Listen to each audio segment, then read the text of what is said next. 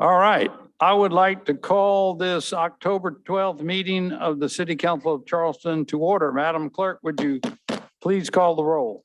Councilwoman Del Chapo, Here. Councilmember Shealy, Here. Councilmember Saccharin, Here. Councilmember Mitchell, Here. Councilmember Brady, Present. Councilmember Gregory, Councilmember Waring, Here. Councilmember Seekings, Councilmember Shade, Present. Councilmember Griffin, Here. Councilmember Appel, Councilwoman Jackson, Here. Mayor Tecklenburg. Present. And if you would like to join us, Councilmember Seekings is going to lead us in an invocation. You press the button while you speak. I know, can I use your? You want to come to the podium? Yeah, I'll just use. Let us pray. Heavenly Father, bless us all and keep us under your wing. May your divinity shine on us and fill us with your grace. Allow us to feel your presence as we set about in our duties, mindful of your humble guidance. For those in need or feeling the effects of ill health, we pray for your gentle hand of relief and recovery. Let us strive together and with your guidance to make this world a better place. In your name we pray. Amen. Amen. I pledge Allegiance to the flag of the United States of America and to the republic for which it stands, one nation under God, indivisible, with liberty and justice for all. So thank you for joining us all, and we have some very special guests tonight.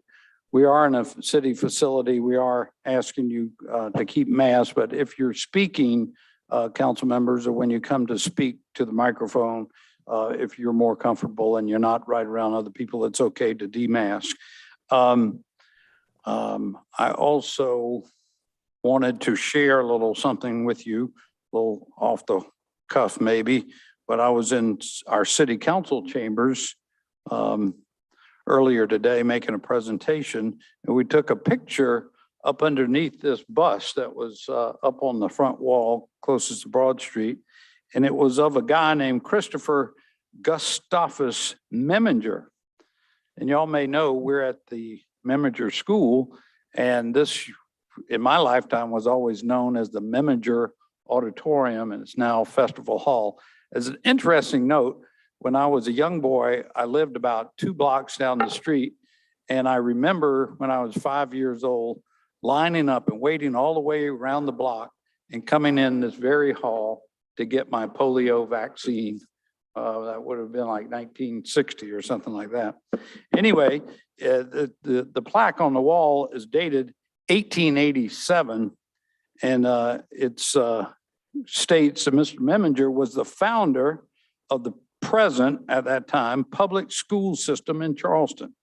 The City Board of Commissioners, with the approval of the legislature of South Carolina, erect this memorial in grateful appreciation of his services for 33 years. He was the founder of the public school system in Charleston, Mr. Meminger, and that's why they named the school next door and this hall after him. Sometimes we just use these names and we don't sometimes know where they come from, but I thought I would share with that with you.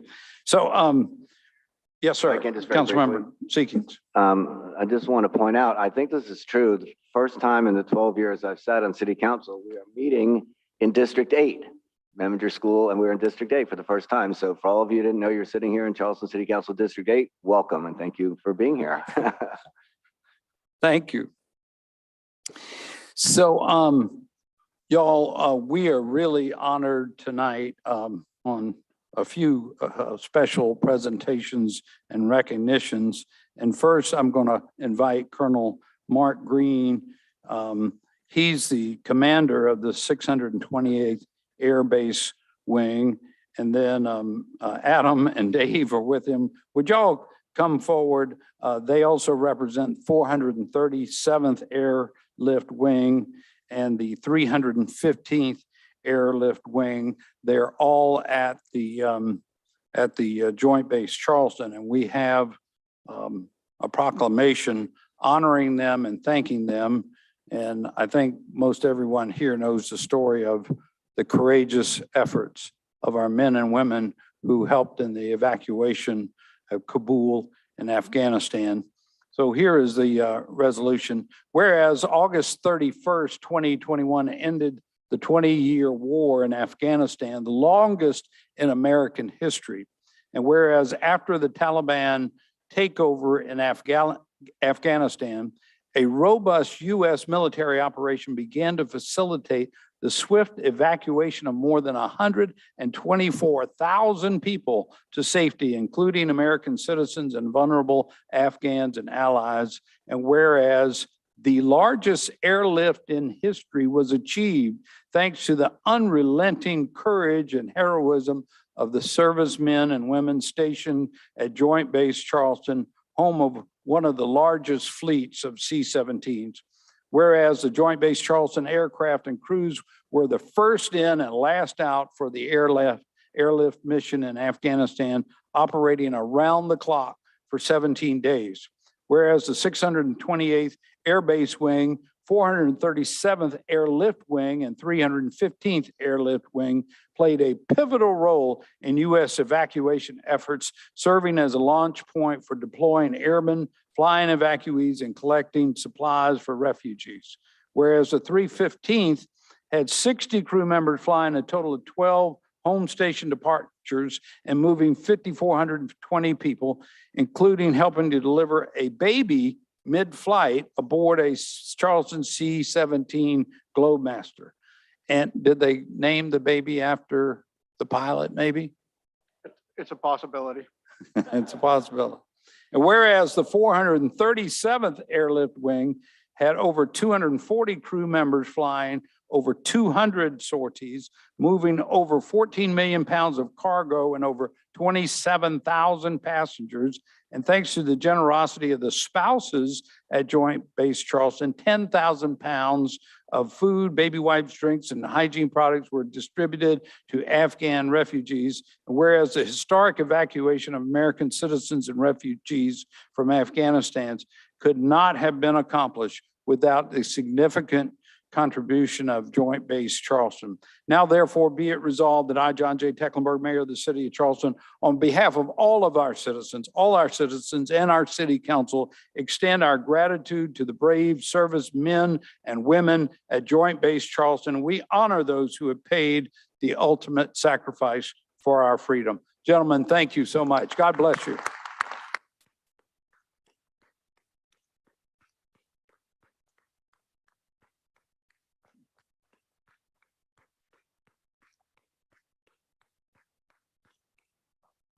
Colonel Greene, would you like to make any remarks, please? I'll simply say it's an honor to serve this nation and an honor to be part of your community. So on behalf of our teammates in the 315th and 437th Airlift Wing, the men and women of the 628th are thrilled, and we are greatly appreciative of your recognition here tonight. And we just simply say thank you. God bless you. I'll come right out and we'll take a quick photo. But before I do, I wanted to share with council and those assembled here another little story. I met Colonel Greene not too long ago, probably about 6 months ago. He came to visit at my office, and I happened to share with him since the beginning of this year, and more information to come to council on this. We've been helping the groups in our community to do mentoring for young kids, particularly those who maybe made some bad choices along the way. And I asked him if he would like to help us find mentors who would serve with these community groups. He said, sure. And so he's getting ready to leave. And I said, well, Colonel, who should we contact on your staff to really make this thing happen? And he looked at me and just said, you don't understand. You're going to contact me. I want to make this happen. I feel passionate about helping the young men and women and showing them leadership skills and being an example to kids in our community. And that was just the immediate response. We had a gathering at Joint Base Charleston where hundreds of servicemen and women came to find out about these volunteer opportunities and to volunteer for these mentoring groups. So, Colonel, that's just a tribute to you and your leadership, even close to home on a community basis. So thank you for that. Mayor, Yes, sir. if I just chime in, and as you know, my nephew is in the Air Force. He's a pilot, he's a commander, and he was stationed in Charleston, Joint Base Charleston. I know what you gentlemen do, and the men and women who serve our community, who serve our country, is exemplified by the fine leadership that y'all profess. One of my constituents is a line pilot who's sitting in the back over there. And I see him. He personifies service to our country and to our community. And I just want to extend to you a very personal thank you for the work that y'all do. And God bless y'all all. Please be safe, and thank you for your service.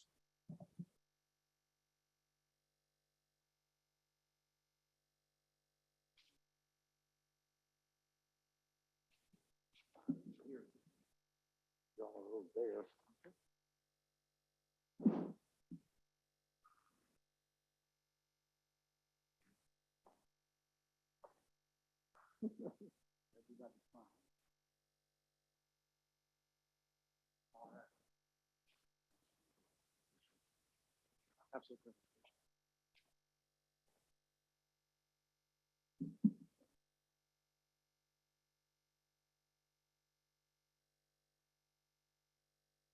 So next, we're also honored to have with us tonight from Washington, Brigadier General Ali Alkawari with the Qatari Defense Department.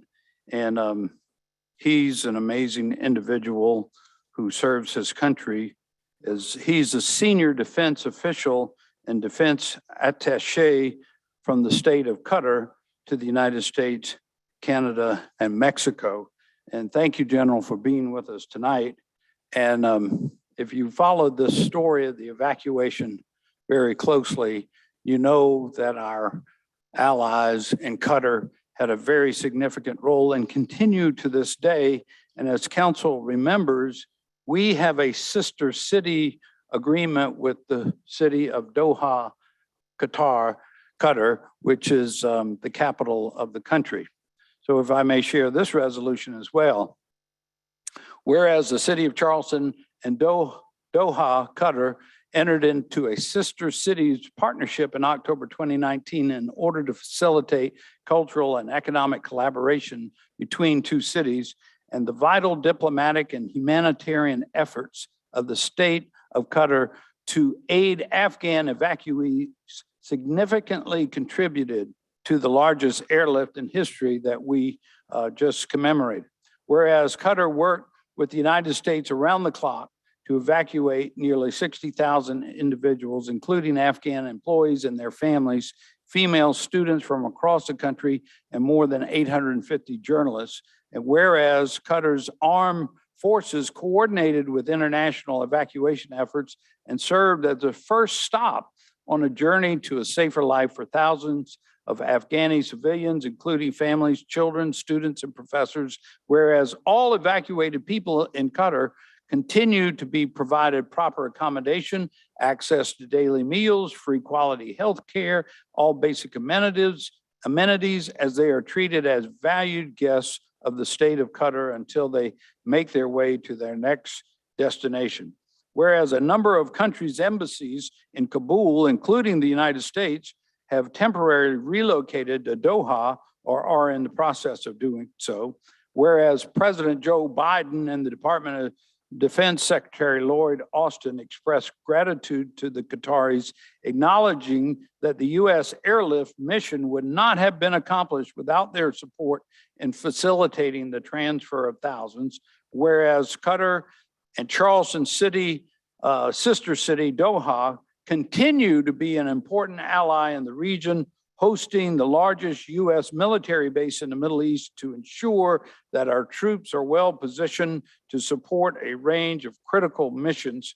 Now, therefore, be it resolved that I, John J. Tecklenburg, Mayor of the City of Charleston, hereby recognize the vital contribution that the state of Qatar, home to our sister city Doha, played in the safe evacuation of more than 124,000, including thousands of Americans from Afghanistan, and celebrate Charleston's continued partnership with our sister city of Doha. General, congratulations and thank you for all that y'all have done.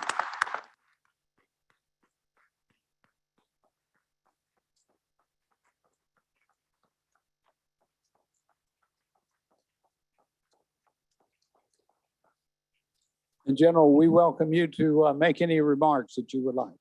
Thank you very much. On behalf of Ambassador Al-Thani, who couldn't make it today, I would like to thank you all, to thank the city of Charleston for this recognition. And as you know, we always stand with the United States, and I'll assure you we will stand in the future. And Al-Udeid being the second home for the United States, and now I'm staying here with you. United States is my second home. Thank you very much. God bless. Any council members?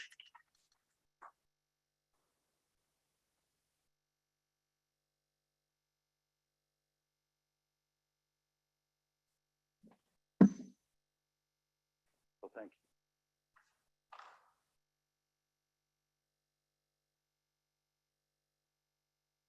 Thank you very much. Thank you. God bless. And hopefully see you in Doha. Yes. Hopefully see you in Doha. Thank you.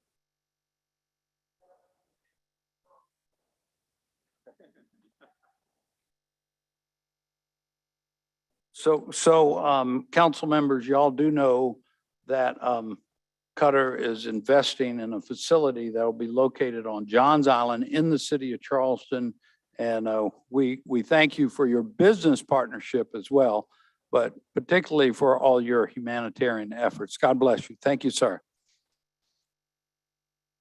So next we have yet another proclamation, this one recognizing our dear friend Dave Eccles and the Charleston River Dogs organization. So Dave, if you'll come forward. I don't see Charlie with you this evening, but I have a proclamation.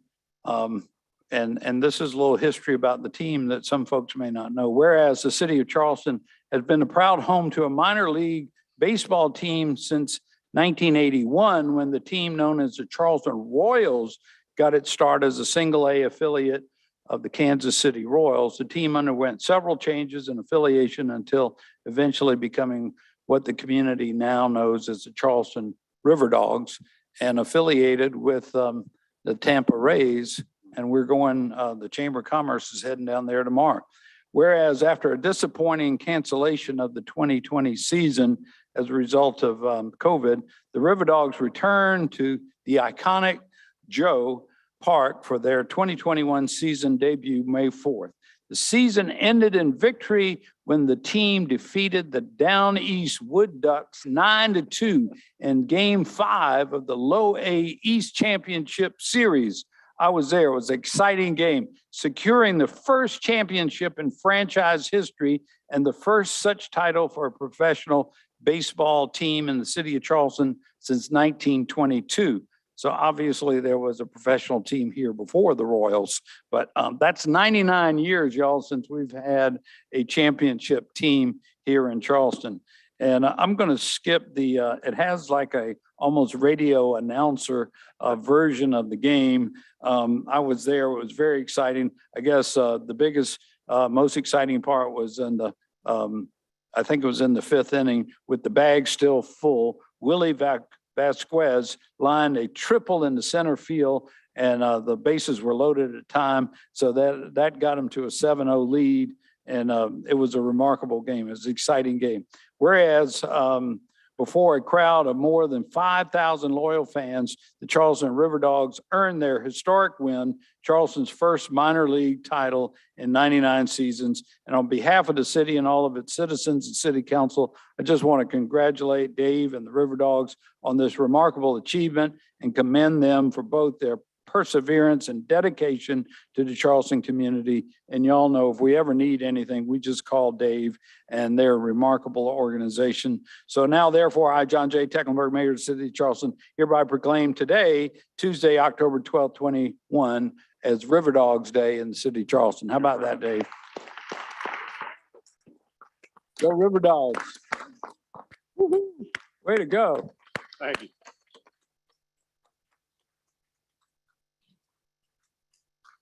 And Dave has promised me a tryout next spring for my new puppy, who I'm telling you is an amazing outfielder. Dave. Sure. Thank you, Mr. Mayor, City Council. Thank you. Those last 3 games in the playoffs were unbelievable. show of support from the community and our fan base. Over 6,000 on Friday, 5,000 on Saturday, and 5,000 on Sunday. Just a tremendous way to end the season and then 2 seasons, I guess, if we want to try to not talk about 2020. But certainly the team, the front office, and our fans were overwhelmed, and first time 99 years, so we're really still riding high. But wouldn't have, I mean, the Joe's almost 24, 25 seasons now, and we wouldn't be accomplishing what we had without the great support from Mr. Mayor and the Mayor's office and City Council. So thank you for all that you do for us. Thank you.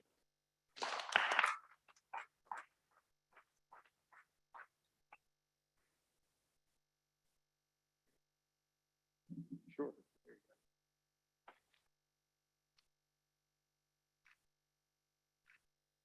Thank you. Thank you.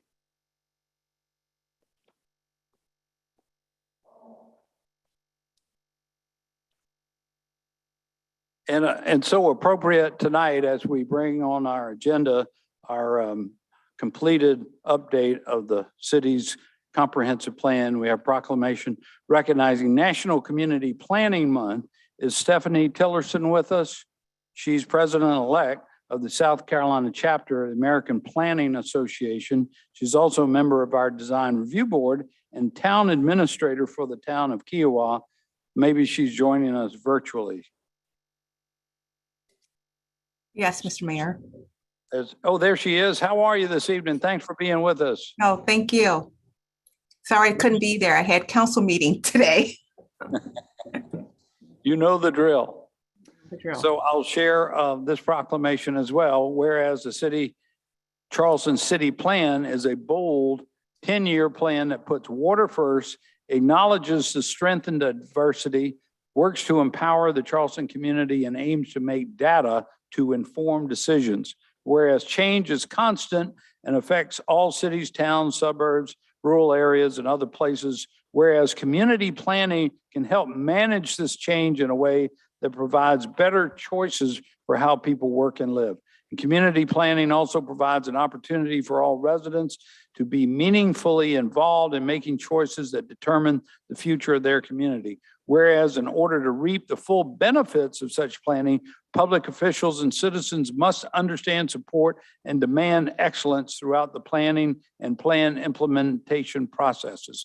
Whereas the month of October is designated as National Community Planning Month throughout the United States of America, and whereas the American Planning Association endorses National Community Planning Month as an opportunity to highlight how planning is essential to recovery and how planners can lead communities to equitable, resilient, and long-lasting recoveries. Whereas the celebration of National Community Planning Month gives us the opportunity to publicly recognize the dedication of the members of planning commissions and other citizen planners who have contributed their time and expertise to the improvement of the city of Charleston and their communities. Whereas we recognize the many valuable contributions made by professional community and regional planners throughout the city and Tri-County region, and extend our heartfelt thanks for their continued commitment to public service. Now, therefore, I, John J. Tecklenburg, Mayor of the City of Charleston, do hereby proclaim the month of October is Community Planning Month. Hear, hear. Thank you. Thank you. There you go. Stephanie, Yes, sir. as president-elect of the South Carolina chapter, you want to share any remarks with us? Just a few. Thank you. And thank you for that on behalf of the South Carolina American Planning Association. Thank you for the proclamation. I just want to say a few words that South Carolina American Planning Association, as well as the National American Planning Association, what we do is we create great communities for all in South Carolina. That's what we've been doing for the past 40 years. The South Carolina chapter of the APA has been a leader in planning activities and an active resource for planners, community, citizens, elected officials, and appointed officials like myself. In addition, we have the Community Planning Assistance Program that we started in 2015. The program provides a multidisciplinary team of planning professionals from across South Carolina to assist communities with limited access to planning resources and expertise. So we really look into trying to create diversity, inclusion, and equity amongst all communities in the state of South Carolina. And just to wrap up, We have a great conference planned towards the end of this week, Thursday and Friday. I've been spending my time trying to get that ready, but we have some great programs there. And Robert Summerfield, he will be present. And I also like to thank David Meeks, who helps me along for the DRB. So thank you. And I look forward to working with your team as a member of the DRB. And again, thank you for the proclamation. Terrific. Thank you so much. Thank you. Thank you for being with us and for your work with the town of Kiowa and for your volunteer work on our design review board. And I don't know if it clearly said in the proclamation, but I wanted to thank our own staff, Robert Summerfield, our director, and Christopher Morgan, I see is here, but all the members of our planning department. They're really talented, dedicated city servants, and they've done a remarkable job, particularly over the last year and a half, to bring to completion to us tonight our update of the City of Charleston's comprehensive plan. So thanks to our planning department. All right, without further ado, we move on to approval of our city council minutes. Mr. Mayor, these are just for September 14th. So These are just for September 14th. Just for September 14th, not the 28th. Move for approval, We September have a motion 14th. to Mayor. approve. Any additions, deletions, corrections? Hearing none, all in favor, please say aye. Any opposed? The ayes have it. Next up is our citizens participation period. Madam Clerk. 13 folks have signed up with us tonight. So since we have some other comments we need to share, let's ask for a minute and a half each. And Madam Clerk will call out your name and please come up to the microphone. We look forward to hearing your comments. Anthony Bryant.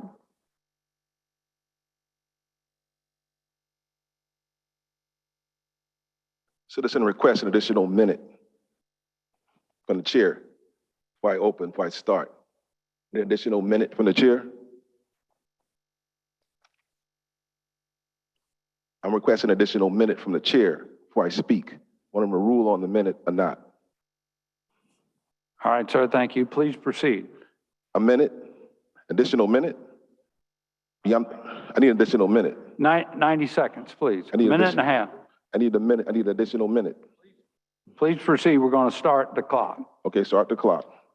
Brady versus Maryland, 1963. The U.S. Attorney of South Carolina at a hearing, and the FBI did a surveillance on someone's business in our community, in the Black community, and allowed a person to operate in bad faith in that community in order to blanket assertion the whole community. So therefore, Bryant versus Executive Officer's Attorney's Office has been denied by the Supreme Court. Good for me. Scott S. Harris. On the 24th, I saw Chief Reynolds. In that period of time at a press conference, August 24th, 2021, on the record. Christopher Astafas Memminger was the treasurer for the Confederacy. He didn't want to see African-American children educated in Charleston, point blank. Five times more likely, 12% of African-American males in Charleston County, according to the solicitor, will be arrested in this city. Racism is very real here now. It's a new speech. The Department of Justice and FBI might be listening to my speech right now against the Biden administration, who's totally messed up with the Violent Crime Control Act of 1994, still doing mandatory minimums right now across Street 85 Broad Street.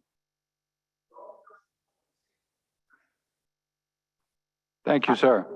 Our next speaker is Marcus McDonald. And he may be virtual. Mr. Thank you. He's right here. Good evening. Good evening. Wow, I'm so glad it's Community Planning Month. It's interesting that the lady before us had said that she's interested in improving the diversity, inclusion, and racial equity. It's funny she said that, but it's been over a month since the city council rejected that report and denied that our commission continue as it is. But there is a chance for one of the no votes to bring it back up, and I'm here to urge that you all do that. There's a city council member who had mentioned that there's some city council members who are refusing to bring this up because they don't want to become an election issue. But this is a human rights issue that we've been dealing with for hundreds of years, over 100 years in this city, in this very city. And I'm glad when your district council member Seekings, because this is directed to you. This is you direct one of the richest parts of this city, the richest parts of this city. And my brother before said, yes, the police brutality and the racial disparities do exist, especially in your district. Black folks are 5 times more likely to get arrested in your district than anywhere else in Charleston. And there are other disparities within y'all's district that I can also forward you. But the problem is not changed. No matter what Chief Reynolds tells you, there are a lot of disparities in y'all's districts, and this commission and our report was an effort to change that and do something to make this city a more equitable city. So I urge y'all to listen to us. And Thank you, sir. Next is Tony Daniel.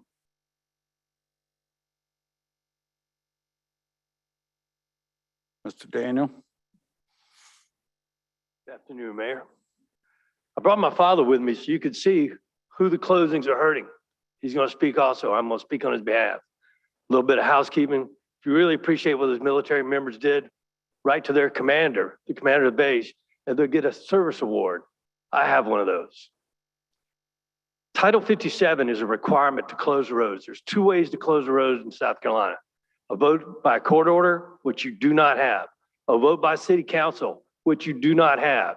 And even if you did, it has to meet certain requirements. It has to be in best interest of all. But once again, you don't have that vote. It has to be with notice. It has to be advertised in the newspaper 3 times. The hearing was notified twice. That was it. You do not have the right to close roads. So why are the roads still closed? And all the traffic, the justification for closing the roads was because people were cutting through. Well, I can tell you, they come by our house 24/7 because it's the only way in and out of the neighborhood. We are constantly with traffic flowing in and out. What really caused this to happen is 1 year ago, this month, my father had a stroke. He wanted me at the hospital at 7 o'clock for procedure.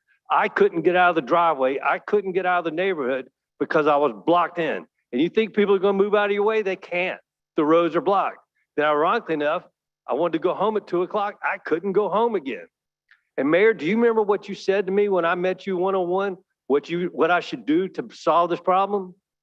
And then I'm going to talk about Ross Appel. Thank you, sir. Next is Luanne Rosenwig.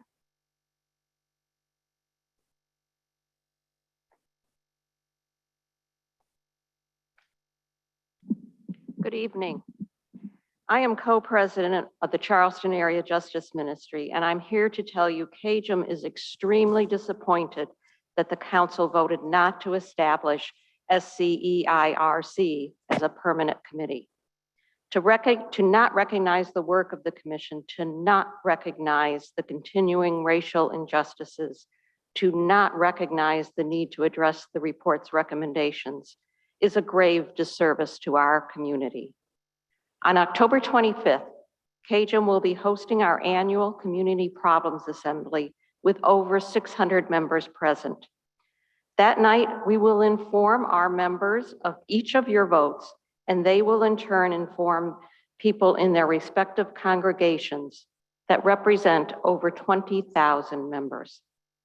We will communicate our disappointment in this council's unwillingness to move beyond just producing reports to actually tackling systemic racism. We will also communicate our specific concerns with council members who voted no on establishing the commission as a permanent committee. Is this a picture you really want us to paint? You can change this picture for Charleston and demonstrate your commitment to justice and equity by voting yes to establishing the SCEIRC as a permanent committee. CAJM and all of its Time. members. Thank you so much. David Ray.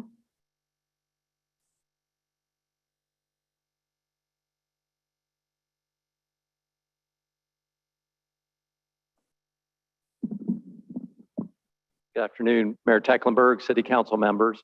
I'm David Ray, Chief Conservation Officer of the Low Country Land Trust. I'm here to talk about the resolution to support the Green Belt project at Oakville. One of the hallmarks of our organization is to respond to and effectuate the desires of the community. This project came out of the community and the community members' vision. They saw what was happening around them in the Burden Creek Basin. They collected data about what was happening with flooding there. And the larger community at the same time started undertaking the Dutch dialogues process, including on Johns Island where this project is, and including the very spot where this project is, to come up with solutions. So solutions were identified, a need was identified, but how could we protect it? This land was incredibly expensive and difficult to protect. And that's where the community members came in again. They came up with the idea that the interests around them could create synergies. And because of that, the Charleston County Aviation Authority is a partner in ultimately protecting this property. So we're honored to be a part of a community-driven project. We're grateful to the State Conservation Bank for its strong participation as a funder. And we applaud the city for taking up this resolution and joining in on this unique partnership and demonstrating its leadership in the Dutch dialogue. Thank you, David. Appreciate it. John Slogan.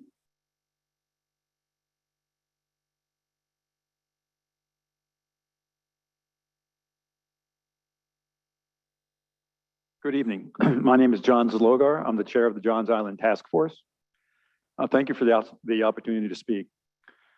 Johns Island is both rural and urban. I stress that "and" word. To ensure this continues, we need to fortify the urban growth boundary. There are 3 items before you that can provide this fortification. First is the new city plan, which reiterates the sanctity of the urban growth boundary. We need to ensure sufficient funds are available in a timely fashion to turn these plans into reality from the standpoint of ordinances. Second, the Greenbelt resolution that Mr. Ray just mentioned provides conservation of land next to the UGB. This will ensure that this low-lying area is never developed and is used only for non-developmental reasons. Third, the Johns Island Municipal Improvement District, which is before you also, can be used to provide funds in the future to secure additional parcels along the UGB. I urge you to fortify the UGB by approving the city plan, by approving the Greenbelt application, and by approving the Municipal Improvement District. Thank you. Thank you, sir. Anita Weiss.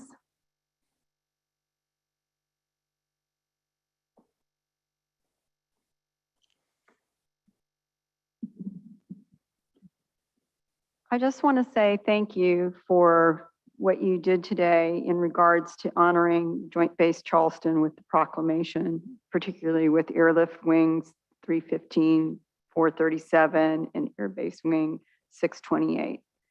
And specifically, I'd like to also say thank you for the proclamation for acknowledging our sister city Doha and Qatar for their efforts in this heroic and timely airlift and evacuation that they accomplished in Afghanistan. So, and I understand that we are going to be having some refugees here settling in South Carolina, and we're looking at, from a sister city standpoint, to see how we can also assist in that process. So I'd just like to say that we are very fortunate to have them as a sister city partner.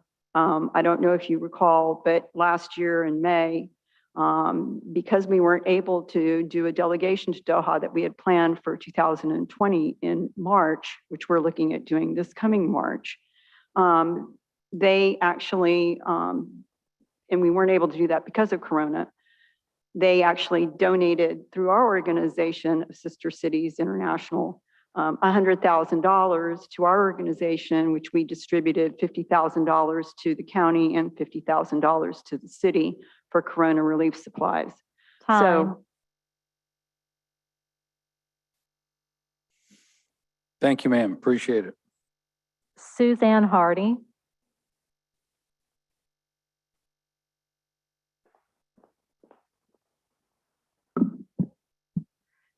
Charleston has made bold commitments to honestly reckon with our history of racism to create a community of equity and justice.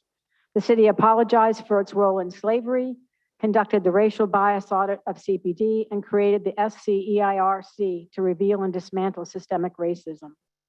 But today we're a story of promises made, promises broken. First, the council voted for the SCEIRC, followed and allowed months of work to deliver outstanding recommendations, then voted down establishing a permanent committee and even accepting the report. Second, the racial bias audit is stalled at best. 2 years in, CPD's raw data shows no reduction in racial disparities in any category. This was the purpose of the audit. The community has still not been informed of progress. The promised independent review of implementation hasn't happened, and we have yet to see an interim report and analyses, and I've heard nothing about plans to address the persistent disparities. Promise after promise not met. How do these look like a commitment to honestly reckon with systemic racism? We ask that 1, you vote yes to establish the SCEIRC as a permanent committee. 2, conduct an in-depth review of the racial bias audit to deliver on the missed promises. And 3, recommit to your bold promises to weed out systemic racism. Thank you. Thank you, ma'am. Laura Cantrell.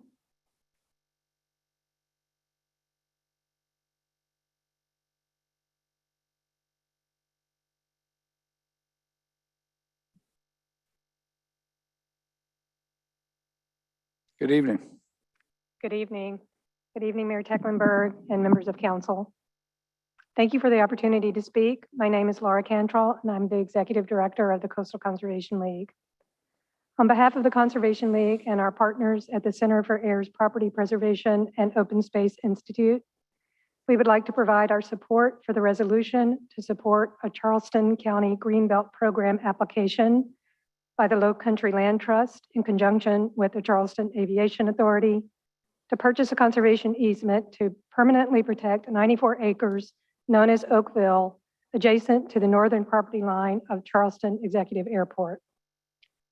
Our organizations have been working together on a community-based project to preserve and conserve both large and small properties in the area of Johns Island between Plow Ground and Edenvale Roads and the Stono River and Bohicket Creek.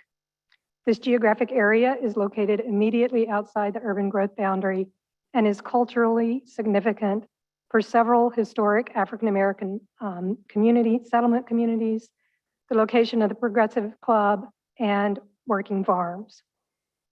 Permanently protecting the Oakville property is a priority for this area, not only to preserve the rural identity of southern Johns Island, but also because this property is at the mouth of Burden Creek, and more than 200 homes have been proposed for this incredibly low-lying area, which risked flooding upstream communities. The use of the city. Time. Thank you, ma'am. Betsy LaForce.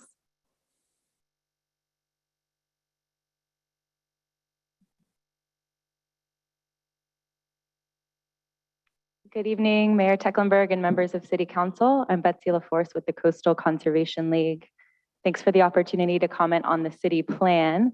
The Conservation League feels that much of the city plan reflects important lessons learned from past land use decisions that have contributed to major flooding, traffic, gentrification, and affordability issues in our region.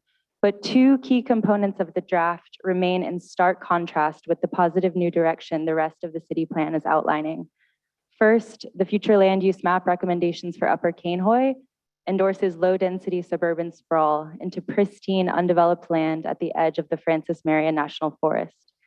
That ecosystem is habitat to a complex web of threatened and endangered species that rely on the old-growth longleaf pine forest for survival. Greenlighting this old-growth forest to gradually be encircled by suburban development would be devastating, not only to the ecological health of our region, but also to the watershed health and functionality of this vast forest that's playing a vital role in protecting downstream communities from flooding. If we are to truly take a water-first approach to planning, then the city plan should be directing all future growth for Cainhoy along the existing Clements Ferry Road corridor. Second, this plan rightfully focuses attention to the importance of documenting and preserving the historic African-American settlement communities throughout the city of Charleston.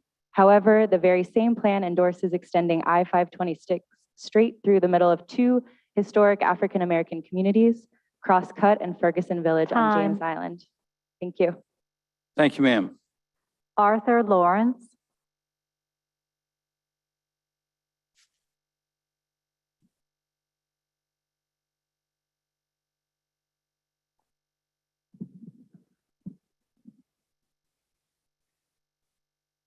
Good evening, Mr. Mayor and Council. Thank you Good for the evening. opportunity this afternoon.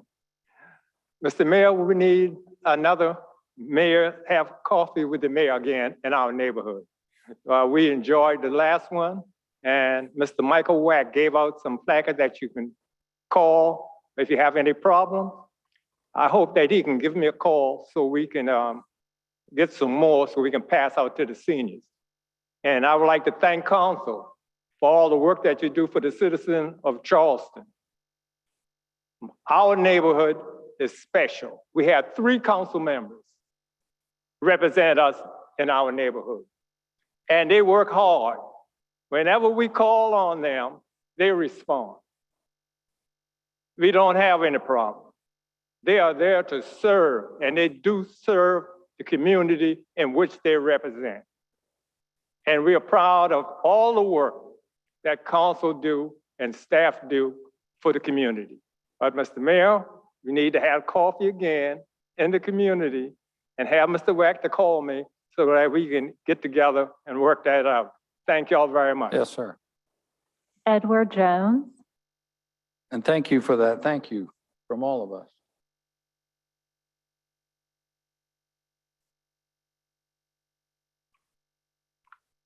Mike Flores, let me straighten this up.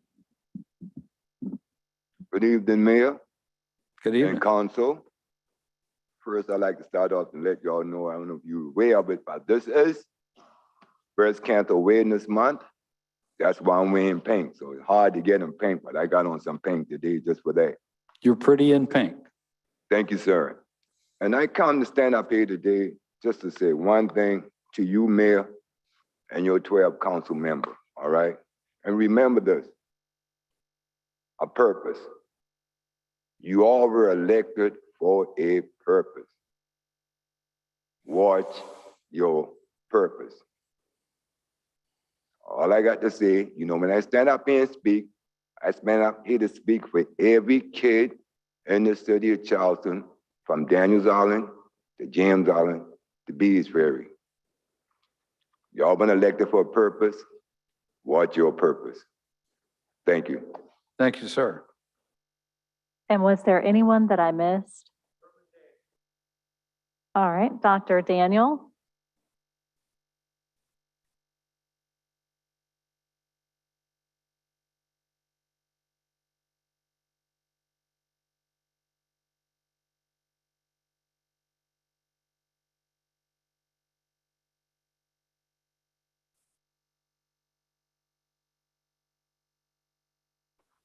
After his stroke, my father has a speech impairment.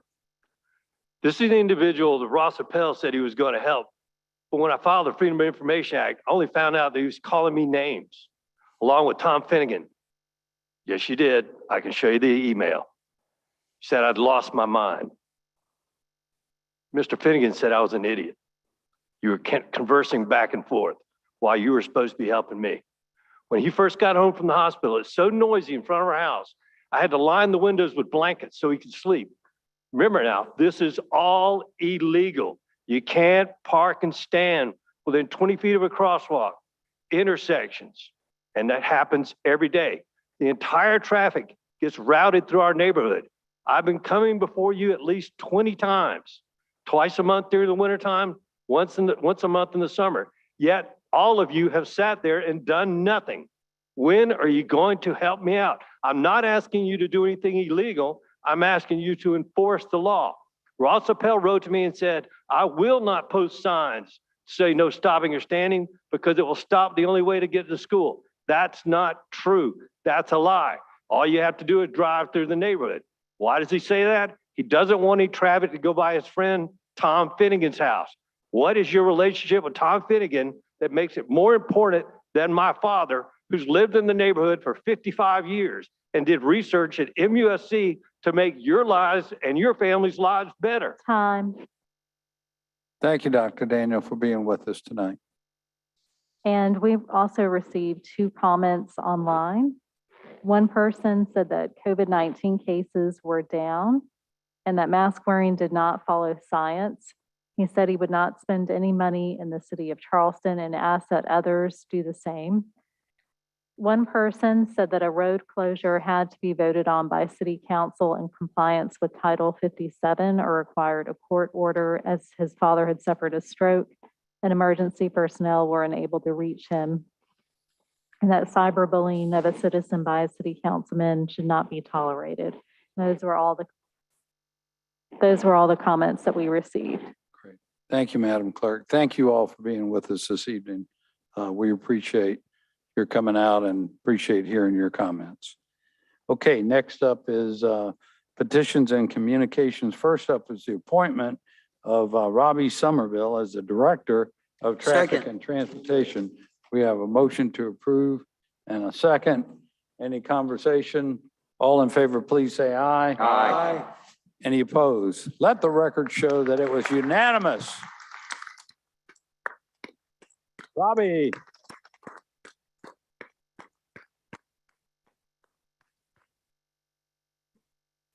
Mr. Mayor, can I just very briefly? Yes, sir. Robbie, back there Councilmember somewhere? Simmons. I just want to say, we have so many hardworking people in the city of Charleston, and if there's anybody who personifies someone who works hard and does it without complaint, does it steadily with competence and professionalism, it's Robbie Somerville. And I just want to tell you, Robbie, you've made my 12 years here on council as good as they could possibly be. This is well-deserved and long overdue, and the city of Charleston is a better place today because you're in this leadership role. Congratulations. Yes, sir. We all agree. Robbie, congratulations. I told you it would be unanimous. We look forward to continuing to work with you, Robbie. Next is an appointment of a code enforcement officer, Craig Bennett, in our Planning Preservation Department. Do I hear a motion? Move for approval. We got a motion to approve. Any questions? All in favor, please say aye. Aye. Any opposed? The ayes have it. Next up is a presentation of initial recommendations, I would call it, regarding the Army Corps 3x3 feasibility study by Haygood Morrison. He's the chairman of our committee. And I must say of both Haygood and the members of the committee, how committed they are, how dedicated they are. They really care about what they're studying and the recommendations that they will be making to you. And I would also just, as an aside maybe, but not really, because I'm thanking this young man for continuing a legacy of service to this city. His great grandfather was the mayor of Charleston, Mayor Morrison, who Morrison Drive was named after. And isn't it appropriate that this young man is going to do everything he can to keep Morrison Drive dry? Haygood Morrison. Thank you, Mr. Mayor. Thank you, council members. Haygood Morrison, chair of the Army Corps 3x3 Committee, Advisory Committee. So on behalf of the Army Corps 3x3 Advisory Committee, thank you all for the opportunity to present our latest update to you. We're blessed to be back in person here today. Since our committee's approval in February, we have thoroughly researched, diligenced, and deliberated on the details of the Army Corps' proposed perimeter protection. While we are not yet prepared to deliver our final comments, we are prepared to deliver a few of the recommendations and comments which have been generated as a result of our committee's work. First and foremost, we decided months ago that the need for an integrated water plan is paramount. I will read to you our recommendation on that point. Please note that since the time this language was recommended, Dale Morris, the city's chief resilience officer, informed us that the PED phase, or the preliminary engineering and design phase of the Army Corps' perimeter protection project, would, by necessity, need to overlap somewhat with an integrated water plan in order to complete both along schedule without delay. With this said, the language formally recommended is as follows. The Army Corps 3x3 Advisory Committee, by unanimous vote, recommends that City Council authorize and budget for a citywide comprehensive water management plan. The committee stresses that council action is urgent because the plan should be undertaken immediately in order to complete it before the preliminary engineering and design, or PED, phase of the Army Corps of Engineers Charleston Peninsula Coastal Flood Risk Management Study. This water management plan will be a critical element in the committee's, as well as City Council's, realistic evaluation of how to mitigate flooding from all sources, prioritize construction funding, and assess key design decisions. The process for developing this plan is outlined in the Wagner and Ball Perimeter Protection Analysis Discovery Report, starting on page 56. The 3x3 Advisory Committee makes this recommendation in connection with its mandate from Council, which directs it in part to identify, discuss, and promote peninsula strategies for addressing storm surge protection and flooding from all causes. Committee members took this action following a series of discussions. The committee also agrees that the Rosemont community needs further study, not only as it relates to perimeter protection, but also for overall resilience. Our recommendation for Rosemont is as follows. After thorough diligence, the City of Charleston 3x3 Advisory Committee is in unanimous agreement about recommending a community resilience study and plan for Rosemont. This city-led study and plan is recommended as a result of the Army Corps' recommendation of non-structural solutions in place of perimeter protection for Rosemont. Therefore, the study and plan should be aligned with Army Corps Perimeter Protection PED Phase 1 and the downtown plan in order to ensure the findings are incorporated into engineering and design. The city should commit to supporting this community-led resilience study and plan that includes robust neighborhood engagement to determine specific needs for protection from flooding. Finally, there is concern regarding the alignment of the perimeter protection on the east side of the peninsula. Several properties are impacted by the alignment. Our comments are as follows. The committee recommends the proposed alignment take into consideration protecting all assets not currently protected along the eastern edge of the peninsula, including, going from south to north, the Carolina Yacht Club, the Harbor Pilots Facility, Riley Waterfront Park, the Cooper Hotel, Fleet Landing, number of residential structures, the Maritime Center, the International African American Museum, Liberty Square, and the South Carolina Aquarium. Relating to the South Carolina Ports Authority, they had a very productive meeting with the Army Corps and issued the following comment as it relates to the perimeter protection alignment for their facilities and properties. After direct and positive communications with the U.S. Army Corps of Engineers Charleston District and the South Carolina Ports Authority since the draft report release, the South Carolina Ports Authority is optimistic a realignment can and will be achieved before the U.S. Army Corps of Engineers Chief's report is approved that will not have a negative impact on maritime operations at Columbus Street Terminal or diminish property values at Union Pier Terminal. Thank you again, Mr. Mayor and council members, for your time this evening. We greatly appreciate your service. While this project is large and complex, the risk from storm surge is significant, daunting, and threatens our peninsula. As I mentioned at the beginning, we are blessed to be discussing it here today in person, and we look forward to our next presentation. We understand that there is a City Council workshop on October 21st, and we look forward to presenting the final set of recommendations with the target date of November 9th. Great. No, we thank you. Hey, good. Truly, you've done a remarkable job. And We'll probably have some questions, but I know, as you just mentioned, we'll be taking up this matter in great detail at our workshop on the 21st. Councilmember Griffin. Thank you so much, Mr. Morrison, for your diligence and this report tonight. It helps us out a lot. I'm just wondering whether or not the committee plans on taking a report on the overall goal of the project. The idea of the city allocating this funding. Are y'all planning on taking a vote on that matter as a recommendation before we have to vote on it as a council in November? Is that with specific, and thank you for the question, Councilman Griffin, great to see you.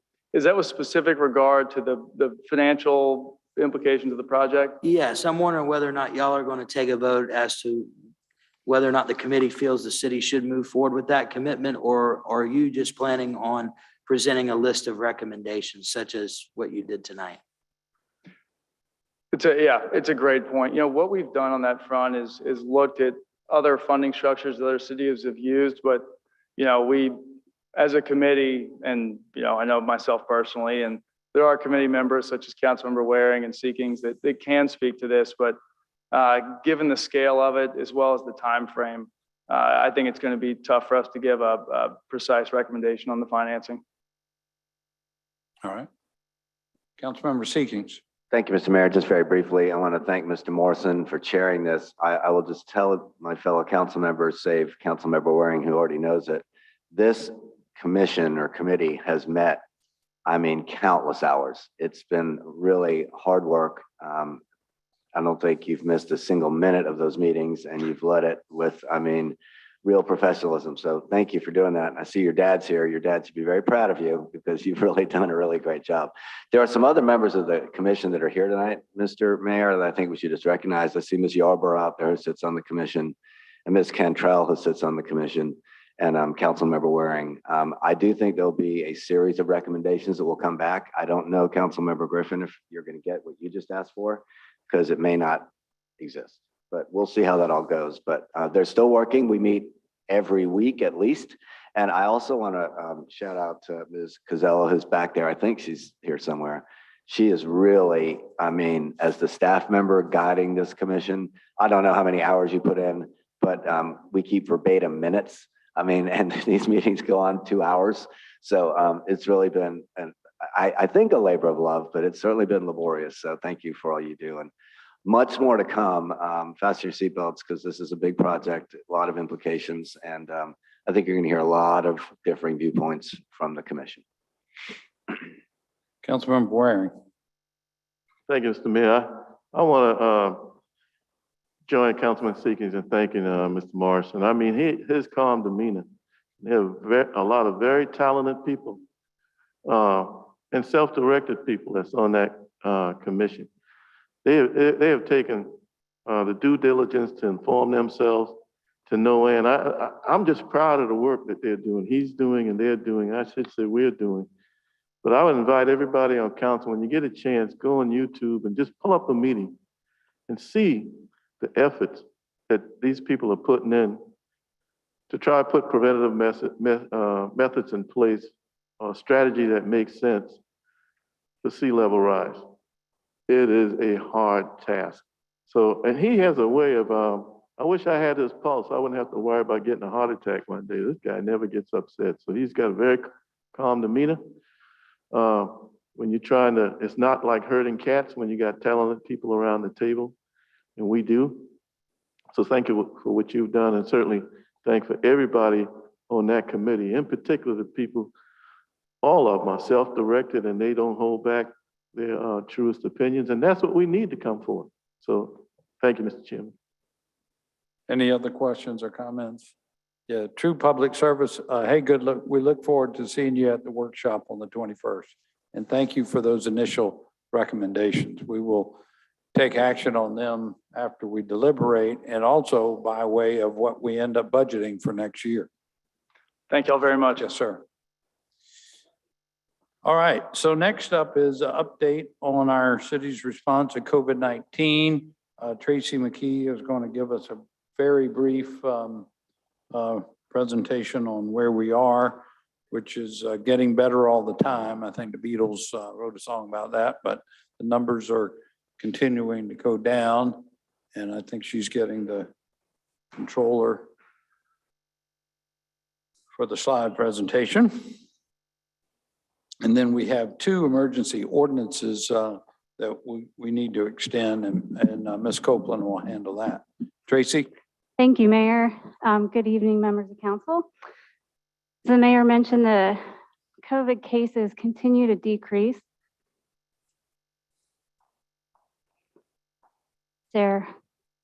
So I do it this way. Didn't work after all. Too far away now. Okay, thank you. There you go. Yeah, thank you. So if we look at across the US over the past 2 weeks or 14 days, case numbers have gone down actually 24%. In South Carolina, that decrease has been 41%. So pretty good news. If we look at Charleston County, these are weekly cases. Each bar is a week. You can see where we are at the end. That gray dashed line that goes across shows kind of just where we are compared to since the beginning of the pandemic. I just want to point out October of last year, even though our case numbers are going down, the total numbers are still twice as many as we were seeing this time last year. So the numbers are still fairly high. And then we look at Berkeley County, and it's actually more significant in Berkeley County. And because those case numbers, those total numbers are still high, CDC still has Berkeley and Charleston counties listed as high level of transmission, which is actually the highest level in their rating system. I share this because this is some of the concern that I'm hearing from our medical community. This is kind of the recent trend in hotspots across the US. And you may remember last year, Dr. Sweat came and talked about the trend in seeing cases go up in areas where it was starting to get cold and how that kind of trickled south. Well, that trend, they're starting to see that trend again already this year. So that's just a cautionary thing. There's no guarantee that that's going to happen this year, but it is interesting that they're starting to see that pattern again. So vaccinations, how are we looking on vaccinations? The US fully vaccinated for 12 and older is 65%. For South Carolina, that number is 53%. Berkeley County is at 55%, and in Charleston County, fully vaccinated over 12 is 66%. Since the beginning of since vaccinations have been available, the city's taken a very proactive approach in trying to get our community vaccinated. And so since we've been involved, there's been over 52,000 city-assisted vaccinations in our community. And this is through our partnerships with MUSC, Harris Teeter, Fetter, and the Shifa Clinic. So really quickly, in summary, cases are decreasing. Hospital census is also going down, which is very good news. Vaccinations are still our best weapon, and so we still have some work to do there. But vaccinations are clearly saving lives and helping to keep those hospitalizations down. However, the cautionary part is there's still not enough immunity to stop outbreaks. And so that's kind of why looking at the trends that are already happening kind of in the northern section of the US is something to keep an eye on. And then of course, like I said, concern based on emerging US trend is similar to last year. And of course, if we start to see that trend again, our case numbers are actually twice as high as they were at this time last year. So it's just something to look at. And of course, if we see that current trend and it happens across the US, the hospital resources and capacity are very fragile. But that's all I have for you tonight, and I'm happy to try to answer any questions y'all might have. Yes. Councilmember Griffin. Do really with your report, other than I didn't see on there about our city employees that are vaccinated. That wasn't part of your report, but I brought this up in Public Works yesterday. I'm very, very concerned at the low number of city employees that are vaccinated, even though our numbers are higher than Charleston County. The news reported today, News 2 reported that only 69% of our employees were fully vaccinated and 3% were partially vaccinated as of October 11th. 8% of employees sought religious exemptions, while a reported 17% were non-compliant with the policy. Of the 17% across the board in non-compliance, 103 were in the police department, accounting for about 20% of the department as a whole. Nearly 40% of the recreation department was reported to be non-compliant. My question tonight is, we're coming up just in a few weeks on this deadline. We could lose 20% of our police department, 40% of our recreation department. What are we doing as a city to, are we trying to convince our employees still to get it? Are we offering some sort of incentive? And what are we going to do? Because I know that none of us want to see hundreds of employees of the city be gone, people that have worked tirelessly through the pandemic, people that have fought for our freedoms and put their lives on the line every day through the pandemic. There's got to be some sort of, I guess, line in the sand drawn, especially when we heard from during this budget workshop today and also in our Public Works Committee just yesterday that our Stormwater and Public Services Department are only at about 50% of filled positions. We just had 4 CDL drivers quit in the last 2 weeks. I'm really, really concerned about the health and safety of our employees, but I'm also very, very concerned about us as a city being able to serve our people and doing the services that our taxpayers pay for. So I'm just wondering what we're going to do. And maybe that's not a question that needs to be answered tonight, but I'm very concerned that our council never took up this issue. It was done as an executive order, but yet we're the ones as council that are getting the calls from our city employees, you know, wondering what's going to happen to them and asking us to bring this issue up because we have 20% of our police department that could be gone and gun violence is up 66% in this city. So I'm very, very, very concerned. Thank you. Thank you. I don't know if Tracy wants to respond to that or not. I'm happy to. Mr. answer Mayor, that. I'd like you to. You're the one who signed the executive order. Sir? You're the one who signed the executive order. I'd like to hear. I was just saying, I'm happy to respond to that question because our city is doing a lot to look out for the health and safety of our employees, and not only our employees, but our citizens as well.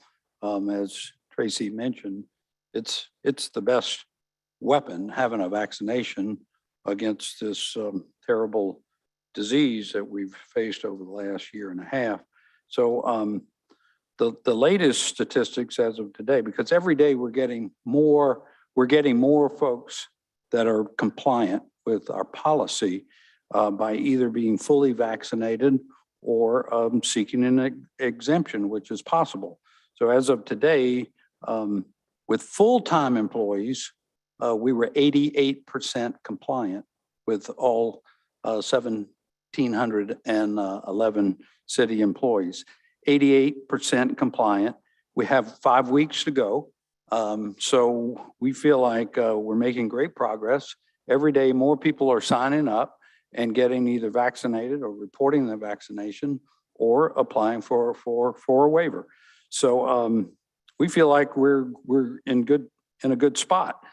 We followed, North Charleston, the city of North Charleston, and the county of Charleston, even the St. John's Fire District put in a vaccination policy as well. And so they're going to come up with their deadline a little before ours. I think, I don't know the exact dates, but I think they're 2 or 3 weeks out and we're 5 weeks out. Anyway, with 12% left to be compliant, we feel confident we're going to be in a good spot in terms of compliance by the time we get to the deadline. I must share with you on the service front, Councilmember Griffin, that there's another way of looking at it, and that's how many people are out of service if they don't get vaccinated. Of course, we're making good progress, so we're not going to be as vulnerable as we have been over the last year and a half. But just to share with you, we had service concerns before the vaccine came along because we would have so many employees who were out sick or who were out quarantined. So since the time of the pandemic, the beginning of the pandemic, we've had 406 cases of COVID amongst our city employees. And just those 406 cases led to lost hours, almost 26,000 hours of employee time because they were sick. In addition, because of quarantine and childcare and other, fallout from COVID, there's been 38,129 sick hours registered just due to COVID in the last 18 months at a cost to the city of almost $700,000. So I would make the very, I think, appropriate argument that we lose money and we risk giving service to our citizens by not being vaccinated. And so that's what this policy is partly about, but highest priority was health and safety for our employees, not just for themselves, because it's clearly proven that your risk of hospitalization and death is so greatly reduced if you're vaccinated. So that's for you personally, but then you can spread COVID to your family and to your fellow employees. It's not just looking out for me, it's looking out for my fellow employees as well. So council member, respectfully, we've got a great effort going. Our HR department has been on this. They're tracking the numbers every day.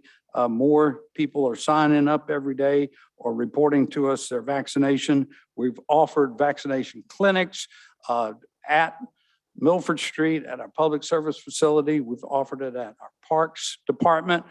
We even next week when we have our sign up for all city benefits that every employee has to do. When you come sign up for your benefits, you can get a vaccination. We are making it as easy as possible for everyone to get one. And admittedly, we have answered a lot of concerns and questions about the vaccine to many employees. Yes, a lot of questions have come up and we've done our best to address them. And that's led to a higher number. We now have 71% of our city employees who are fully vaccinated, 71%, which is well above the 53% that just got reported for the state average. So I think we're doing a great job. I'm thankful we have the policy in place. I think it will save us money in the long run. I think it will protect the health of our employees. And I think it will enable us to provide better service. Now, I know you got into the issue yesterday about the vacancies and jobs. I would respectfully say that that's more about our presentation that we had earlier today with our budget scenario and how we compare with the job market. I mean, I don't know if you've been around, driving around or anywhere, but I see help wanted signs everywhere. There's a lot of people looking for workers and there's a lot of demand out there. And we've got to up our game as a council to pay our employees a little bit more money. And that's going to be tough again this year. But as Councilmember Waring said the other day, we look better than we did last year, but it's still going to be tough. But we've got to commit to a cost of living increase and adjustment for our employees for next year. And that's the story of our attracting employees right now. If you look at the totals, we started the year with 1,738 employees on January 1st of this year. We are now down, I think I misquoted a minute ago, we're now down to 1,716. So yes, in the last 10 months, we're a net loss of 22 employees out of 1,716.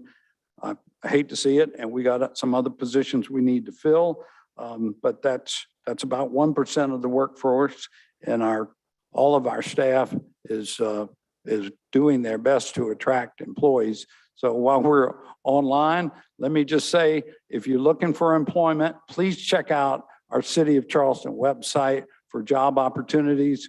We have great benefits. We're working on our pay scale, I admit. It's a great team to work with. There's no better group of employees around if you want a wonderful place to work. So check out our website. Would anybody else like to be heard? Count back to Councilmember Griffin. I just want to follow up, Mr. Mayor. You just brought up some really great points. My response would be, when you know that we already are having a problem keeping staffing, you don't compound the problem by potentially laying off a couple hundred more city employees. It doesn't matter what kind of job we do as a city over these last 5 weeks. When you have over 100 people in the police department that that are in non-compliance and could potentially lose their job, I know nobody, even if we work our tails off these last few weeks and it's 40, how could we lose 40 people out of our police department? That would be unfathomable in this city, especially with crime on the rise. And so my ask for you, Mr. Mayor, is just to look into your heart. And the federal government gave all employers of 100 people more an opportunity. They didn't have to make their employees, everybody get the vaccine. They could do weekly testing. And I ask you, sir, if we get down to that number, don't lay off 40 police officers. Look into your heart and come up with a game plan where you can offer a test every week, because we cannot take these people off the streets. They've worked too hard for us, and it's going to be devastating if it happens. Well, thank you. And you might have noticed when we talked about the employees that are hiring for the police department is better than any other department, I think, in the city right now. And I'll just tell you, council member, I have looked in my heart, and if we save one life because of this policy, it is worth doing. I have looked in my heart, and I think it's worth saving lives and protecting people's health. Councilmember Shade. Thank you, Mr. Mayor. And I want to ask Amy to just verify this for me. But on one of the slides you showed us earlier today, and I think it's one of the same slides you showed us at our budget meeting, ad hoc budget meeting, you were going through the numbers of the attrition rate. But correct me please if I'm misstating this, but I believe that the police department had one of the highest retention rates of all the other departments. Am I correct in that statement? So police and fire both are doing very well right now. Police and Yeah, I fire. think fire is better than police. Amy, right can you now, speak I'm closer sorry, into is that better? Fire is the best right now, but police was like at their third lowest rate that they've ever been in terms of attrition. Does that answer your question? Right. So if a person, and I know you may not be the person asked this question, but if a person does not want the vaccine because of a religious or medical reason, they have the opportunity to opt out of that. And that constitutes part of this compliance number that the mayor just mentioned to us. Am I correct on that as well? They can seek an accommodation, and if it's approved, then they would have to get the weekly testing. Thank you for clarifying that. Councilmember Appel. Thank you, Mr. Mayor. And I, along with Councilman Shealy, had the opportunity to attend the Charleston Police Department Citizen Police Academy session, the first of this class this past Wednesday. And I was floored when I was told by one of our officers that we have more applications in the pipeline than open positions.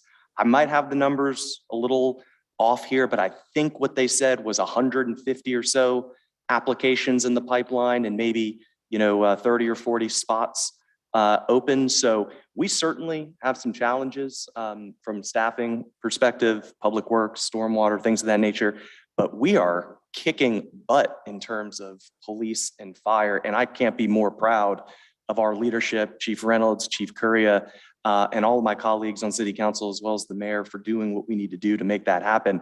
I asked the folks at the police citizens session what the number one challenge was for recruitment and retention, and it's affordable housing. It's pay. It's not the vaccine. It's just not. So we need to be very clear-eyed about what our challenges are as a city, because as the mayor indicated, and I think we've talked about today, we are going to have some tough decisions to make come budget time. Remember, we were talking a lot about mills last November, last December. Those conversations are going to be coming back up, and we need to be very clear-eyed about what the challenges are from a staffing perspective. We're not the only entity that's struggling with maintaining staff right now. Restaurants are struggling. All different kinds of businesses are struggling. So we need to be very clear-eyed and sober about what our specific challenges are and what the reality is, not what, some, hypotheticals are or some ideas are, so we can very clear-eyed attack the problem to make sure that we provide our citizens with the best services they deserve. So I just wanted to share that anecdote about the police department, and I'm just thrilled by how great of a job we're doing as a city on our first and foremost, job, which is law enforcement and public safety, frontline workers. Thank you. So, Ms. Copeland, would you please share the two emergency ordinances that need to be extended, maybe explain what we have here on the agenda, please? Sure. Thank you, Mayor. This is 40 and 49. They both relate to the opportunity or the ability to perform any meetings virtually, both for council or for any of our appointed boards and commissions. I have it written just as a 60-day, which you can always go back and change or cancel. But this is just until we can work through something more permanent with IT to present to you for a vote. This is just to keep the opportunity open should we need to meet virtually in the future. Great. Can I entertain a motion to approve those extensions? Did I hear somebody? For approval, Mayor. Second. Second. And we got a second as well. Okay. Any discussion on those two extensions? Mr. Mayor, the only thing about that, I'm support, but when it comes to approving the actual budget, voting on the budget, this 60-day would have us doing that virtually. And I would hope that we would not approve the budget for 2022 virtually. I hope we can find a space that we could do that. Correct. My intention at this point, other than the challenges we've had of getting a space, is to meet in person from here on out, to be honest with you. Yeah. All right. Any other questions? All in favor, please say aye. Aye. Any opposed? The ayes have it. That's for 5 and 6 together. All right. So next up is our council committee reports. First, Councilmember Waring with Committee on Public Works. Thank you, Mr. Mayor. We met on yesterday at 4 o'clock or thereabouts. All items that were voted upon passed unanimous, and I so move its adoption at today's meeting. Second. All right. Any questions, discussion? Hearing none, all in favor, please say aye. Any opposed? The ayes have it. All right. Next up is our Committee on Ways and Means. Move for Councilmember approval. Gregory. Second. We got a motion to approve and a second. Any discussion on any of those items? All in favor, please say aye. Any opposed? The ayes have it. Next up is our bills for second reading. We have 8 items. Just given the gravity of adopting the comprehensive plan, I'd respectfully ask that we take that separately. And then is there any others that we need to take separately? But let's start with number 1, if we may. Robert Summer, we have a motion for approval and a second for second reading. Mr. Summerfield is here to answer any questions. He responded to all the requests that were made at our joint meeting with the Planning Commission. So I think we resolved any issues. So any questions or issues outstanding from anyone? Mayor. Councilmember Jackson. Thank you. I fully expect to vote for this. I think the. Please speak right in the mic if you would. Okay, sorry. I certainly expect to vote in favor of adopting the city plan. I feel like we have done an amazing job in a struggling time of trying to do community involvement, so that we have a report that will go right into the plans that we need, the action steps that we need in order to implement a lot of the very important aspects of this overall plan. I'm personally in representing James Island, especially the lower part of the island where we've all agreed we have vulnerable elevation induced watersheds and a lot of land that is still undeveloped since it was farmland way back when. So I just need to make one more statement in representing the territory that I've come to know and love over the last many years, and in speaking with the residents. So I do disagree with moving the urban growth boundary. I've had many good conversations with staff in the planning department, and I understand their rationale. I know we have an oxymoron out there because I think mistakenly we approved a multifamily apartment property years ago, as well as a subdivision that really should be in areas that we could have done a much better job of protecting if we'd made more protective development decisions way back when. So I just need to say that I really wish that we would reconsider the urban growth boundary. Right now, it's not anything in writing. So if we ever come to make that arrangement where we actually have a written agreement with the county, then I would still like to hold my position open to hope that we can leave the urban growth boundary where it is on James Island. And the other item that I don't think we've ever really discussed as a council, and it bothers me that the state and the county are in active project planning work for the completion. They don't call it 526 any longer. They call it the Mark Clark Expressway expansion. And I know that is, it's been a challenging discussion and decision-making over many years and on to decades. I do think it's interesting that since the last vote the city council was asked to make by the state and the county in 2016, there are now 7 new council members seated in our offices, and we've never been asked to reprise that vote or have any more holistic discussion of as a council. So again, I just want to be on the record. I do think that we deserve to talk about some of the iterations of that roadbed, the way that Johns Island has continued to be developed leads to a lot of road changes that we've never really had on our plate. So I would like to be on record for that I think there's a couple of phases that could be discussed and worked on in the phase 1 from West Ashley to Johns Island, and phase 2 could be Johns Island to James Island. That's the one that I think is less important as an overall travel route set of decisions. And thank you very much for giving me this opportunity. I intend to vote yes to adopt the city plan. Yes, ma'am. Thank you for those observations. Any other questions or comments? Hearing none, all in favor of second reading, number 1, please say aye. Aye. Any opposed? The ayes have it. Now for third reading and ratification, we have a motion and a second. Any questions? All in favor, please say aye. Any opposed? The ayes have it. We have a request from the applicant on number 2 and 3 to defer, so we don't need to take those matters up this evening. That leaves us with items 4 through 8. So moved. We have a motion for second reading for items 4 through 8.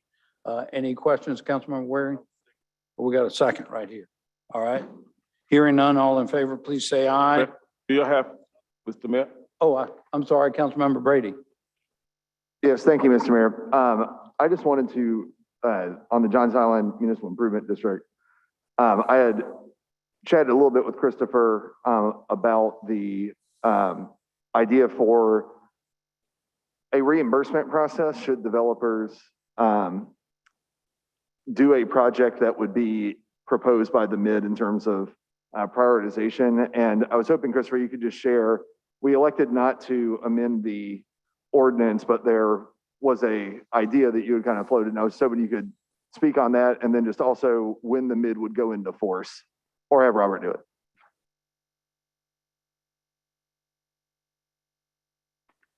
Good evening, Mr. Mayor, members of council. Councilman Brady, so the strategy that Christopher relayed was one that we discussed internally.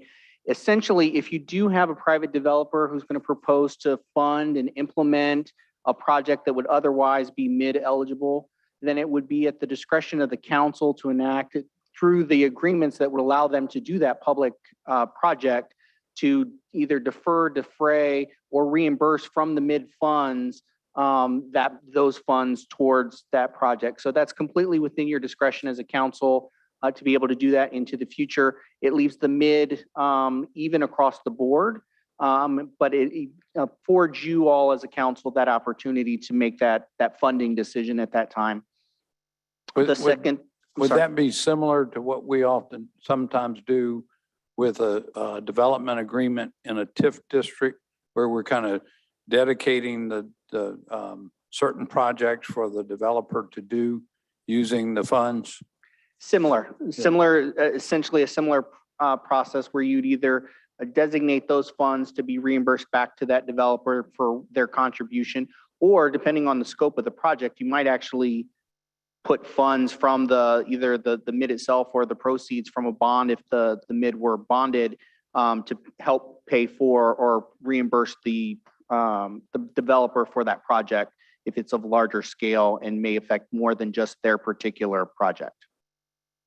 And then the effectiveness. So with the adoption of this ordinance today, we do have a couple more elements to do. But with the adoption of this ordinance today, the mid would be established by this ordinance, which means that any projects between now and the submittal to the tax rolls for next year that meet the qualifications would then be an assessment roll would be brought forward to council for their approval.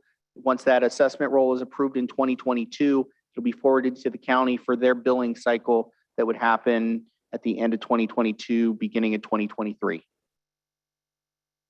That's right.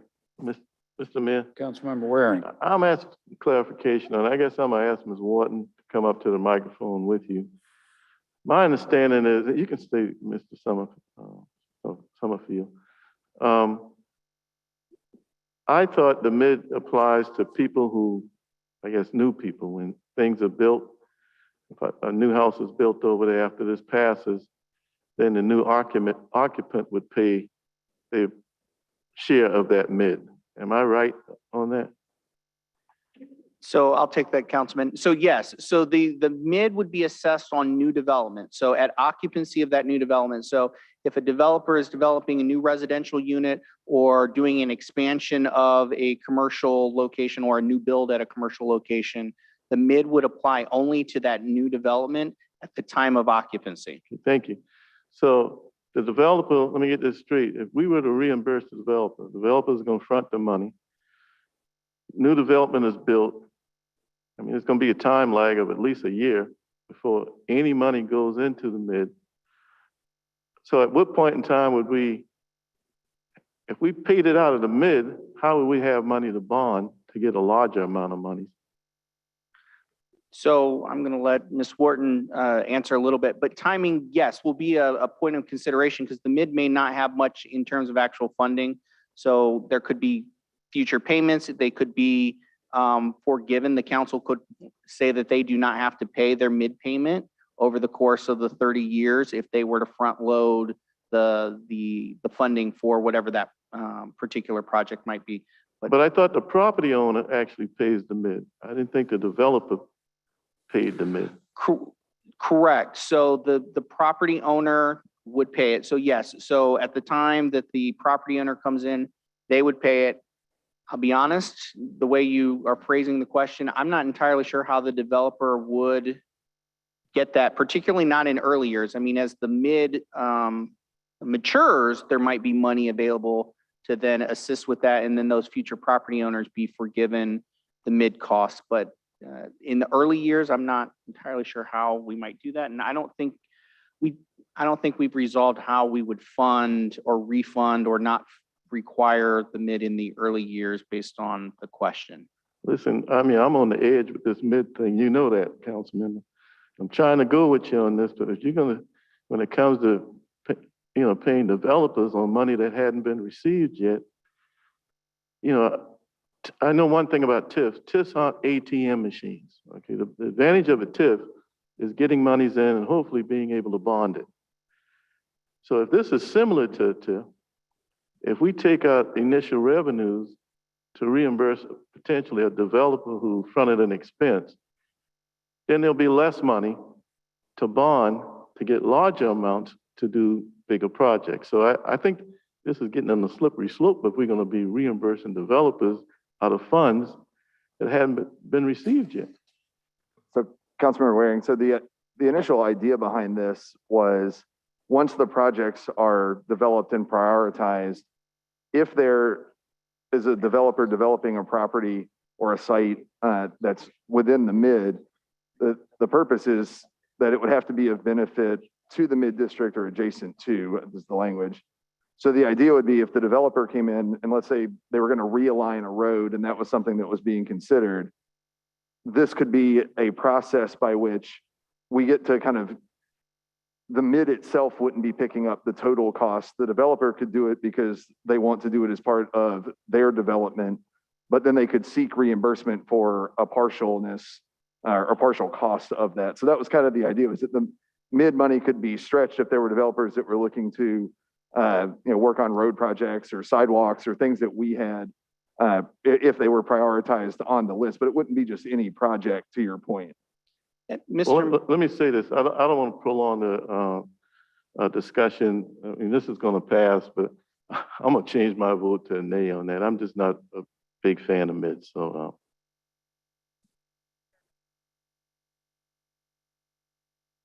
Okay. We hear Jeremy Cook is on the line and may have a more comprehensive response.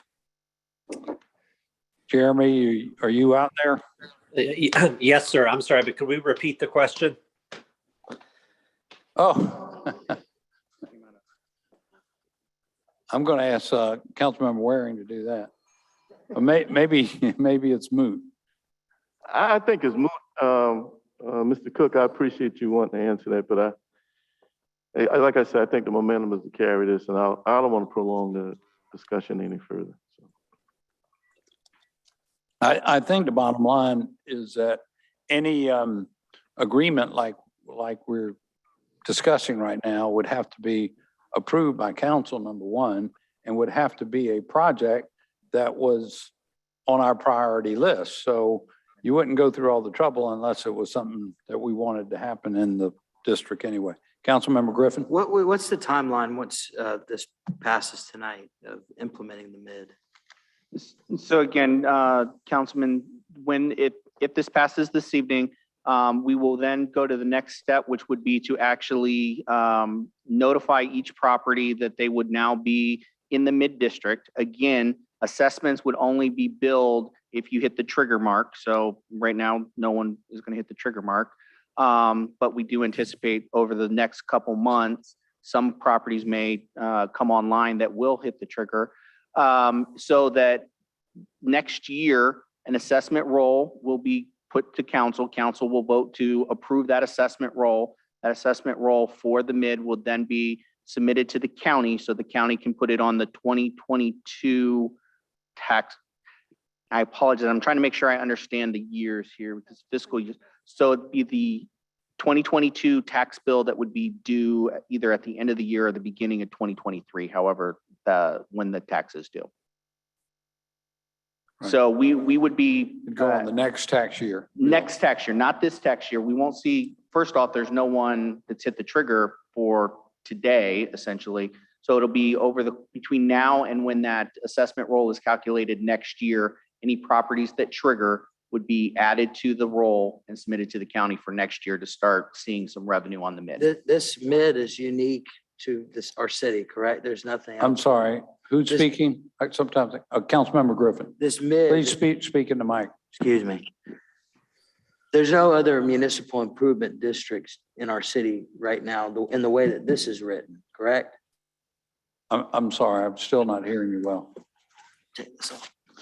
This is a unique mid, as in there's nothing else like this in the city right now, correct? That is correct. That is correct. Magnolia had established a mid as a part of its original conception, kind of different, but still following state statute. This follows statute and would be the only mid currently active in the city. So, and I want to support this too, Councilmember Brady. I'm really glad that you've put so much effort into this, but the only thing holding me back is I want to make sure that we're going to have a robust look back after this first year and really go into depths how successful this has been, because we don't have anything like it. And I'm just concerned, I don't know whether or not, I think it's worth a chance, but I don't know how beneficial it's going to be. So hopefully after we get that first assessment, if we could get a nice workshop or something to really kind of look at how successful it's going out there, because that's going to be the best way that we can convince the citizens that it's good out there too. So, Mr. Mayor, if I It's hard might, to so talk Councilman, whenever you're whispering. we will definitely report back. I would caution everybody, though, that we are, I mean, even in our best case scenario, we're not going to expect to see any significant revenue from this in the first couple years. We have to wait for a number of units to come online because, again, we're not assessing this on existing projects. This is only for future projects or future dwelling units or commercial. So to your point, we definitely want to report back and make sure that everybody understands the health of the mid. But I would caution that in the early years, we're not anticipating that there's going to be significant revenue coming in those early years because it's only $480 per unit. So it's not a significant assessment. And again, it'll have to build up over time. It's in that way, it's similar to a TIF district as well. Like the Church Creek Basin District, we approved it, 2 or 3 years ago. And I think maybe next year would be the first time we'll see some real, results from it, some income. So it may take a while. Councilmember Appel. Thank you, Mr. Mayor. And Carl, good job. Hats off for coming forward with a program that's designed to fix some really unique issues out on Johns Island. So kudos to that. My question has to do with how are properties flagged as part of the development review? How is it captured in the ordinary course through what I would assume would be our permitting process? Then how does that information get over to the county for the purposes of the assessment? Mechanically, I'm just a little confused by how that happens. I'm just curious. So, Mr. Mayor, through you. So, Councilman, so not to bore everybody, but so we have the InterGov system. For those of you who know, that's our data management solution for the city that tracks all of our permitting processes. Within InterGov, there are flags within there and triggers within there for when a certificate of construction completion is issued. We will then run a report and query that. We may run those reports once a month, but we'll do a final official report at the appropriate time in order to get the parcels that have seen a certificate of construction completion, which is essentially, for those of you from other areas, that's the certificate of occupancy stage. And so essentially, once that has been issued, that's the trigger. If you're one of the properties that's in the district, that's the trigger. And then at that point, that will create our assessment roll. We'll then run that against the county record. And then that would be what would come to council for approval and then submitted to the county as a part of their taxing process. Beautiful. I love nerding out on those details. Quick follow-up question. I know we're trying to get out of here, but would this also apply to like redevelopment? And let's say, for example, there's a shopping center and there's a fast food restaurant and it's going to be turned into, say, another type of commercial business. I would assume that under the ordinary course of business, that would require a new CO potentially, depending on how they do the upfit, things of that nature, if they expand the footprint. Would that also be captured as well, or would that be considered existing development? So that would, Mr. Mayor, through you. So Councilman, so that's a good point. So yes, that would get a new certificate of construction completion on that tenant improvement. However, we will be looking specifically, and there will be some quality control of that. So it won't just be, we'll take a report from the system and hand the report to council for them to approve. We will actually be going through and reviewing those permits to ensure that nothing that is a one-for-one. So I'm rehabbing an existing commercial space that doesn't qualify. It's only when you add additional square footage that doesn't exist today that you would trigger it. So we will be doing quality control specifically to ensure that we don't have that. We're working with the folks in the permit center now on some standardized language that can also help in the reporting, tracking what is just a remodel versus what is new square footage that's being added to a particular site. Good stuff. Well done. Thank you. And Robert, you'll clearly have it figured out to where if someone has a larger parcel and subdivides it in the smaller parcels. You pick up the new parcels, so to speak. Yes, we do. So again, the language is pretty clear. If a parent parcel that's in the district subdivides, that's one of the triggers that then we would be then looking for that construction completion permit on those individual homes or individual, whatever the development is going to be. To be clear though, if it subdivides and no construction occurs, the assessment will not kick in until that construction occurs and is ready for occupancy. So that's a key distinction here. We're looking at when those impacts, if you would, actually are going to happen on the island versus just assessing the fee just to, assess the fee essentially. We're waiting for those impacts. All right. Any other questions, comments? Back to Councilmember Waring. Obviously, this is going to pass. So I'm going to vote against this, but I want it written down why. We just gave the gentleman from Qatar basically praises and salutation. And Mr. Mayor, on his way out the door, you told him we're going to be doing business, hopefully with an entity from his country. And you're right about that if everything works out right. But we all know that when that company found out what the mid-tax was going to be, they refused to come to Johns Island unless they got opted out because the tax was going to be that high. And we're just looking straight past that. Those jobs wouldn't be coming to Johns Island, but for exempting that company away from the mid-tax. So there's a reason why so much development has taken place successfully in this city. Daniel Island is a quintessential example I would use, or downtown Charleston. It didn't have a mid-tax. I look out towards Nexton. They don't have a mid-tax. So my councilman, you did do a lot of work on this one. But when it comes to actual business in the city of Charleston,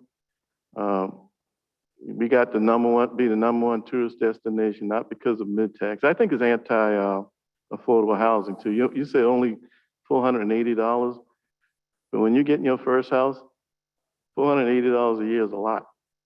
So, but again, I won't prolong it anymore. We will follow democracy, and I'll get my chance to vote against. Thank you. Thank you. Any other questions? So I think we're at second reading for items 4 through 8. Any other questions? All in favor, please say aye. Aye. Any opposed? Nay. The ayes have it. Now for third reading and ratifications, items 4 through 8. And I got a second. Second.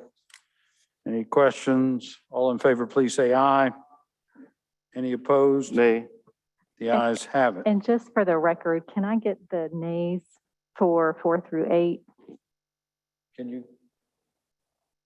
Just number 5. Chapo was a nay. Del Chapo's a nay for 5. Okay, thank you. And Councilmember Waring? Yes, I'm a nay on those. All right, thank you. Okay. And Mitchell too, thank you. Okay. Great. So we don't have any items up for first reading. We have on the agenda to have I think it's going to be a pretty brief executive session. I'm recusing myself, so I'm going to respectfully exit the building and ask Mayor Pro Tem if after executive session, you would close our meeting out for us. Is that Yes, good? I'll be happy to let you leave early this evening, Mayor. Great. Enjoy your family. Our next meeting will be a city council workshop on October 21st, as already been mentioned. And we're going to talk about the 3x3 plan.